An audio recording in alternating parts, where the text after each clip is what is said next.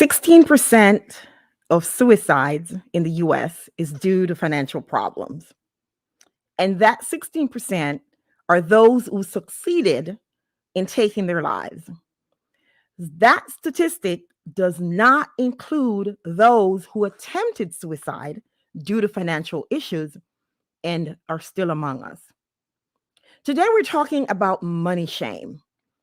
What is it, and why should we release it as soon as possible?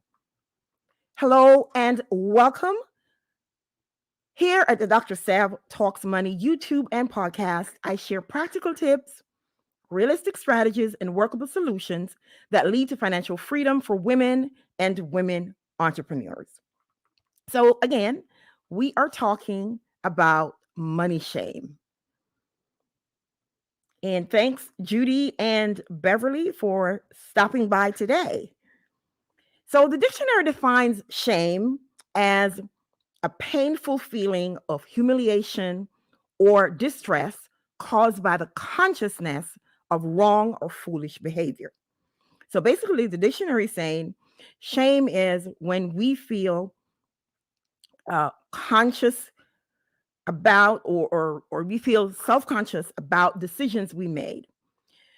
Financial shame or money shame is feeling embarrassment from making certain money decisions. We feel embarrassed, humiliated, distressed because of certain money decisions that we made. So first things first, if you made a decisions around money that you are now maybe regretting or it is not serving you right now, you are not stupid. You are not bad with money necessarily. You are not foolish. So we have to change first the narrative in our head around money shame. Because if we don't get rid of it, we create a vicious cycle of beating ourselves up around debt. Then we don't seek the help because of shame, and it goes on and on and on. So today, I want to talk to you about some things that you can do when you are maybe feeling quote unquote money shame, and some of the things that could possibly make you feel money shame. So, one of the things I want you to change in your head is the narrative that you made a mistake. A mistake implies that you did something that there's no lesson to be learned from it. So I want you to replace the word mistake with decision, because this mistake makes you want to beat yourself up. When you think the word mistake, it makes you want to beat yourself up. So I want you to think, I made a decision, and that decision no longer serves me, or that decision has led to some other things that no longer serves me. So what can I do about changing the trajectory of my life based on decision that I made in the past? You can't change a decision. You can't do anything about it. So what do we do going forward? So it behooves us to lose the money shame, because it will not serve us. And it can cause us to become silent in this trap, this cyclical trap of shame, not seeking help. Who cares what other people think about you and your money situation? Really, think about it. Who cares? They're not paying your bills. So why do you care what they think about your money situation? And I know this seems very simple. And there are people, as I mentioned before, the suicide rate, 16% of suicides in the US is due to financial problems. People thinking that there is no hope, thinking that they've let their families down, thinking that they've let their community down. And they think the only option is suicide. And I'm saying to you today that there is hope, because we need to get away from what people think about us. And if we can get our mindset around that and away from what people think about us, then we can get the help that we need. So what are some things that could possibly trigger this quote unquote financial or money shame? It can be triggered by just about anything. The amount of debt that we have, if we feel like we're overextended on our credit cards, being late on payments, especially when we have a quote unquote good job, not living in a fancy part of town when you make a good salary, because people expect that if you are making a certain amount of money, or if you have a certain position in a company, that you should be making a certain salary and that you should live in a certain part of town. You should drive a certain car. And that's not necessarily true. So we cannot allow other people's expectations and other people's limitations to cause us to get in financial trap or this money shame. And as Judy is sharing here, that's why most people don't talk about finances, fear of being judged. That's true. They don't talk about it because for other reasons, and I'm going to talk about that in a little bit, for other reasons too, because our society puts these limitations on us on what is expected. At 30, you're supposed to be here. At 20, you're supposed to be doing this. At 40, you're supposed to be doing that. At 60, you're supposed to be this way. And if we don't feel like we fit in those boxes, then we feel like we've made our financial life is in jeopardy. And that's not necessarily true, because personal finance is just that. It is personal. It's based on your personality. It's based on your goals. It's based on so many other things that we should not allow society to dictate to us how we should feel at a certain time. So some of the other reasons: walking away from your house for any reason, co-signing a loan. Oh man, I should know better. We beat ourselves up about that. Uncontrollable spending when we still have unpaid debt. And for me, my money story and my money shame came from me adding my spouse to my house deed. And you may say, in marriage, it's a partnership, and you all should, sign everything together. You should do this together. My lesson that I learned from adding my spouse to my deed is never enter into an agreement with someone where you have more to lose than they do. A lot more to lose than they do. That's the lesson I learned. Because again, I'm a Christian and I believe in partnership with husbands and wives. But in my situation, I should not have done that. Because when we bought the house, I'd already owned a house before. He never owned a house. He lived with his uncle in his uncle's basement. Okay. And when we got married, and after about 3 years, we bought the house. And I told my mortgage broker to add him to the deed of the house so that he could build credit. And I want to talk a little bit more about why we make certain decisions when we do. Okay. So that was my money shame, because I am the kind of person who sacrifices. I will eat noodles so I can pay my bills because I don't want anybody calling me about debt. I'm the kind of person who will wear the same clothes for 2-3 years and not go shopping so I can pay my bills. That's how I was about my bills. I just believe that I should pay my bills.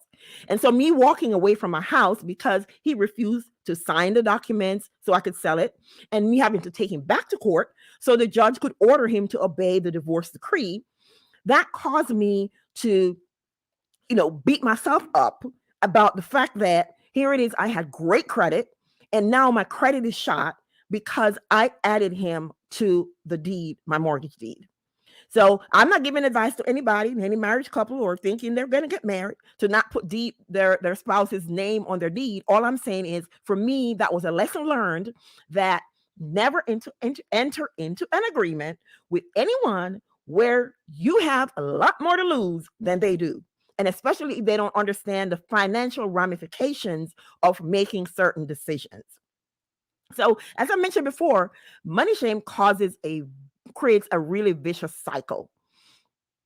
It really creates a vicious cycle of shame, beat up myself. I don't want anybody to know. And because I don't want anybody to know, as I mentioned before, 16% of suicides is because of financial shame. They feel shame because of financial decisions that they made. And because they feel shame and they think society is going to dump on them, then they kill themselves. Please, I don't want you to get there. If you're listening to me and you feel like you're at that position, you're at that point, I want you to hear me. There is help.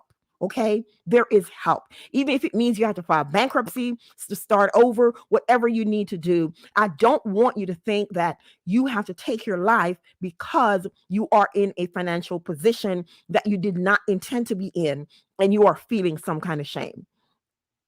And Judy's saying here, that's why I don't like it when people brag about their latest purchases on social media. It is tacky and can make others feel bad. And I think people have a right to celebrate when they've made sacrifices, and they now, if you've made sacrifices and you now are buying a house maybe at 40 or 50 or something like that. I think people have a right to celebrate. We can't be responsible for other people's emotions. We can't be responsible for other people, how other people feel. You can't I don't propose that we live our lives that way.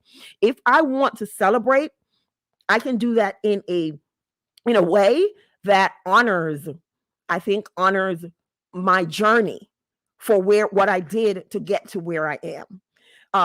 Because I understand that there are going to be people, no matter what you do, they are going to be in a maybe precarious emotional position where they may be bothered by no matter what you share. If you share that you're going through financial problems, that can impact them too. So I think, my personal opinion is, we should celebrate when we have gone through a trauma and we're now in a position where we're out of it. And then we can share our journey. We can share our steps. We're not just sharing, hey, I bought a new car, but we're sharing that, hey, 5 years ago, I was in this position where I couldn't even buy a car. I lived in a old beat up car, or I lived in my parents' basement or whatever. And now here I am. I can afford to buy a new Benz or whatever it is. Okay. So I don't think we should dim our lights because of other people's perception. At the same time, we have to be careful how we share. So it's not really a boast, but it's sharing our journey and sharing our successes in a way that inspires somebody who was not, is in a similar situation, or is in a situation where you were a few years from now. Because as I share at my home, walking away from my house, maybe somebody right now is thinking about going in a marriage. And they're thinking, okay, this person works a job where he or she is making $8 an hour, and I'm making six figures. If I put this person on my deed, you know, uh, I can't sell the house without their say so. And if we end up divorced, then I'm going to be in a bind. And that's the position I was in. So that's why I'm saying the lesson I learned is never enter into an agreement with someone where you have a lot more to lose than they do. Okay, so what are some things that I would advocate that you do if you are feeling what I call money shame? What are some things that I would advocate that you do? The first thing I would advocate that you do is to change your mindset. Understand that you made a decision, not a mistake, but a decision that no longer serves. So now I need to do something about it so I can reverse the effects of the decision that I made. See, one of the things we have to do is understand why we make the decisions that we do. I want to call myself, I have a savior complex. If I know I can help you and I have the means to help you and you need help, I am the first person to jump in feet first to try to help without thinking of the consequences to me or my loved ones about me making a sacrifice to help someone.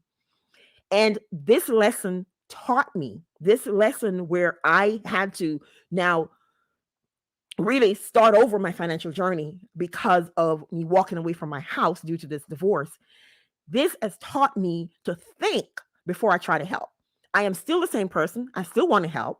It's in my DNA to help. My mom is a giver. My dad, when he was alive, is a giver.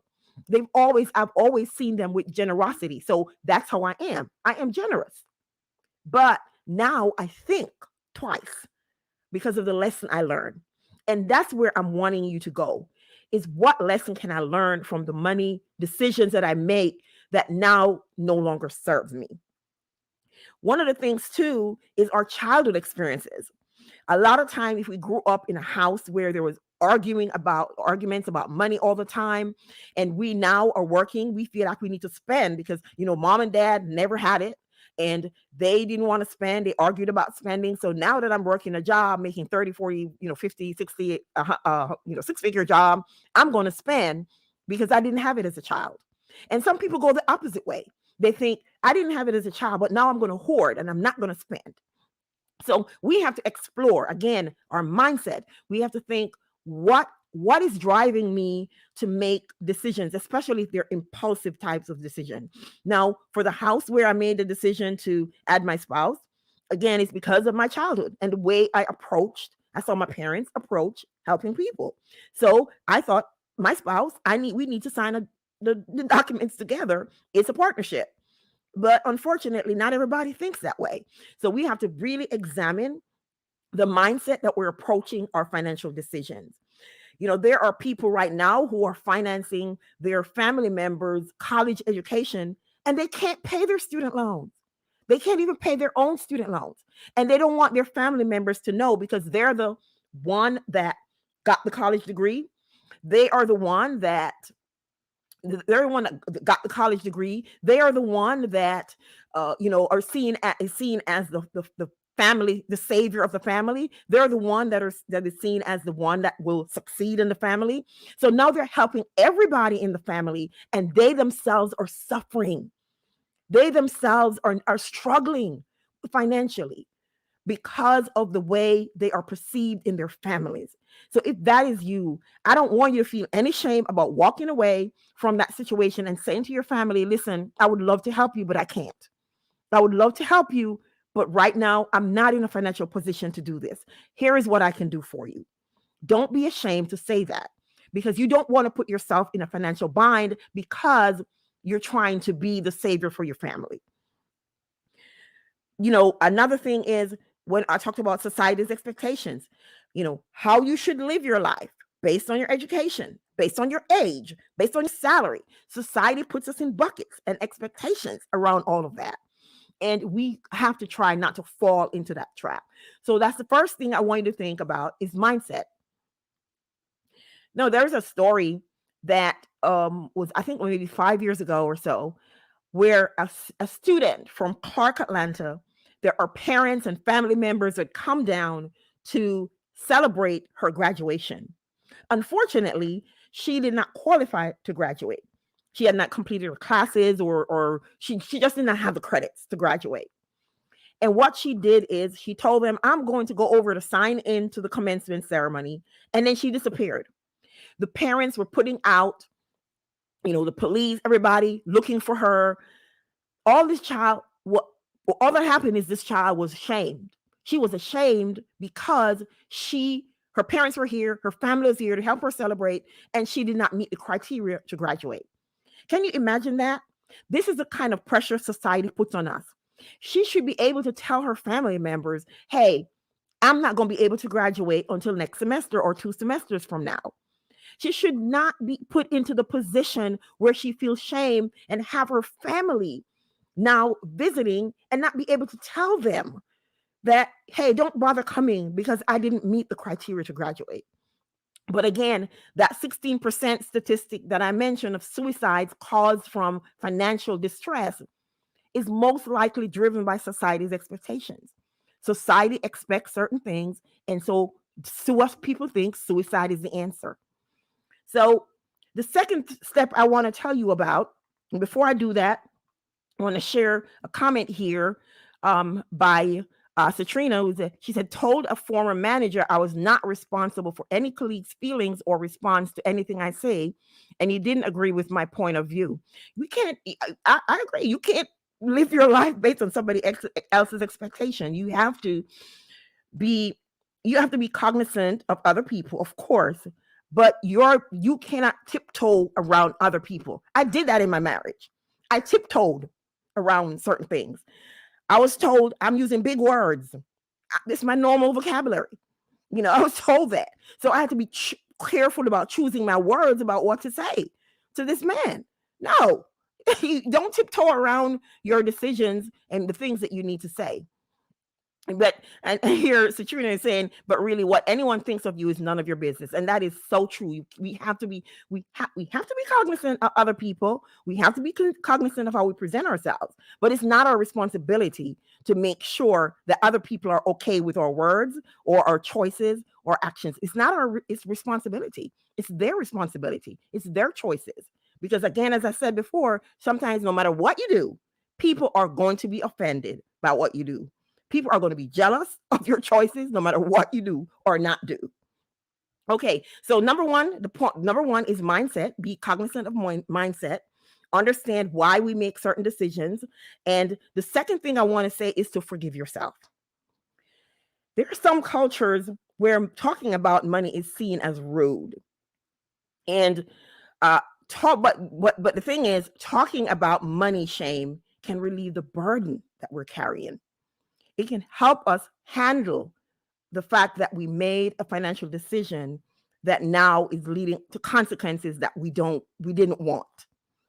And so we need to forgive ourselves for the past decisions that we made around money that now is causing issues. Some of us feel shame about making too much money.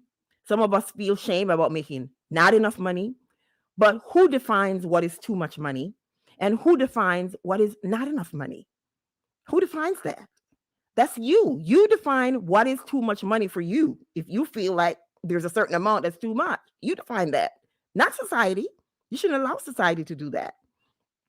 So the bottom line is 10 years from now, we can continue to feel shame and do nothing and be in that cycle of beating myself up, getting into more debt, because a lot of people spend to cover the emotional aspect of being in debt.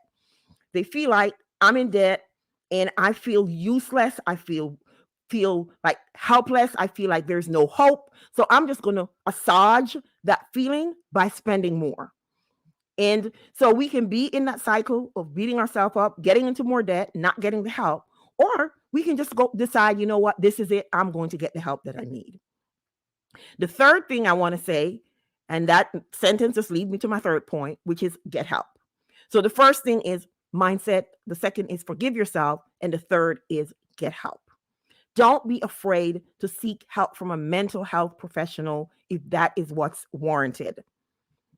There are some companies that will offer at least 3 sessions free if you can't afford it. Take advantage of that. Seek help from a personal finance coach such as myself.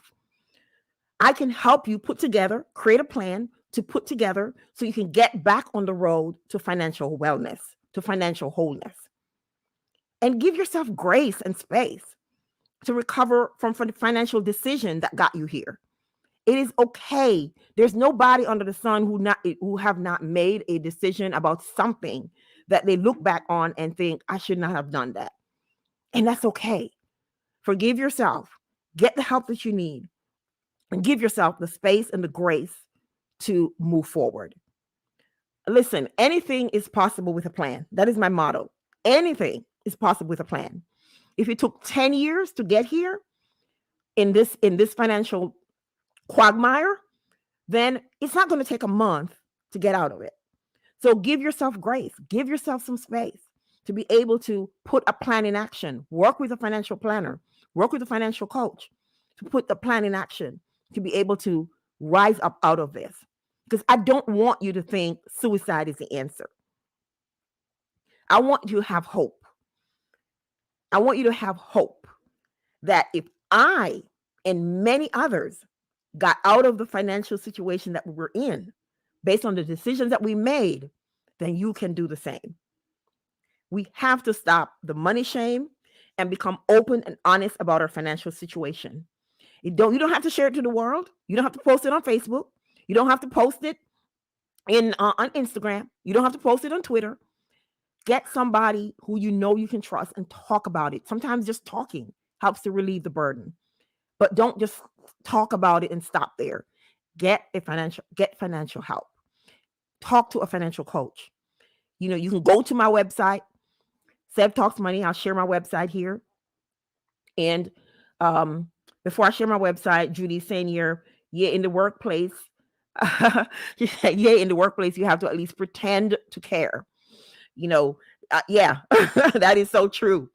So I'm going to share my website here. You can go to my website and make an appointment to talk with me or talk to somebody as a personal finance coach who can help you put a plan together to get out of that financial situation that you're in.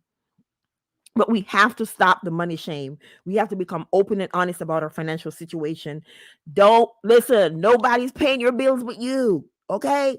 Don't be concerned about what other people think about you and your money situation.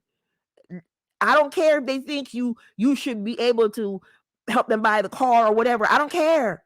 Okay? You know your money situation. You know you don't have to share. You don't have to tell them, "Hey, I can't help you because of XYZ." You can just say, "I'm sorry, but I can't help you." No is a complete sentence. Hello? No is a complete sentence. Okay? So you don't have to take on the shame and the burden of your whole world if you cannot help the way people think you should. Because too many of us have been thwarted by our thwarted our own financial success because we allowed shame to keep us bound in an untenable money situation. So in summary, change your mindset about the decision that you made. Think of it as a decision and not a mistake. A decision I made, so now I need to make another decision to reverse the consequences of that first decision that I made. Don't think of it as a mistake, because that word mistake creates the scenario, it creates the environment to want to beat yourself up about certain situation. So don't beat yourself up about the past and any decision that you've made. Forgive yourself. Forgive yourself, please, and get the help that you need to be able to move past this situation. And Judy's saying here, I like that. No is a complete sentence. It is. We tend to want to give excuses or give reasons for why we say no, and we really don't owe anybody that.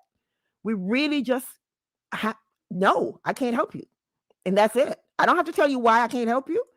I don't owe you that. Again, if I can help you, I'm going to help you, but I don't really owe that to you. So I hope this has been helpful. This discussion, if you know somebody who is going through right now with some kind of financial decision or some kind of financial um, issue because of decisions that they've made in the past, please encourage them. Share this with them.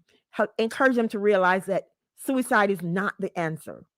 That's a permanent decision for a temporary situation.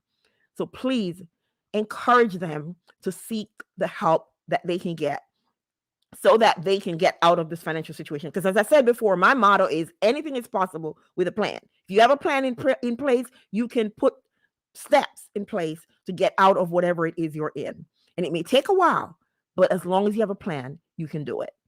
So before I shut off, I want to share with you, I created this t-shirt, and I am going to be it's going to be a little different. The words are going to be the same. It's financial freedom looks good on you, with those little eyes. And I am going to have these soon. The words are going to be bigger. This was a sample that I got because I wanted to see what it looked like. And I hope that this is something that you'll be interested in.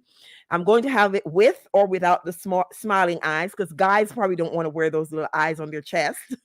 But I'm going to have some t-shirts in my shop, and masks and some other things. And it's going to say financial freedom looks good on you. Another thing that I want to tell you about is that I have this thing called Buy Me a Coffee. It's actually Buy Me a Hot Chocolate. And if you go to the website, buymeacoffee.com/Dr. Sev Talks Money, you can contribute to to the fund that will help me buy equipment for my podcast and for my YouTube channel. And you can help me, you can support me that way. So I'm going to also copy the link into the chat so that if you want to copy it, if you want to click on the link and support that way, that you can also do that. So let me copy it into the chat. And Judy's saying, Sid from Miami is saying, very powerful. Thank you so much. I feel that very, very passionate about this subject because I don't want anybody to feel like suicide is the answer. And Judy here is saying, thank you, helpful, empowering information. And I just shared in the chat the link for the coffee, Buy Me a Coffee, and the merchandise is going to be on sale soon. The website that I used, I don't like the way they made the mask, so I'm changing, but I will have that information by the next Sunday. I will have that information. And Judy's saying, I like the color and the style. Thank you so much. You can, there are different colors that you can get. in the shop in different styles. So I look forward to sharing that website next Sunday. And I also will have the link on my website, www.sevtalksmoney.com. I will have the link on the website also next week. So thank you so much. And I will see you guys next Sunday. Please don't forget to share.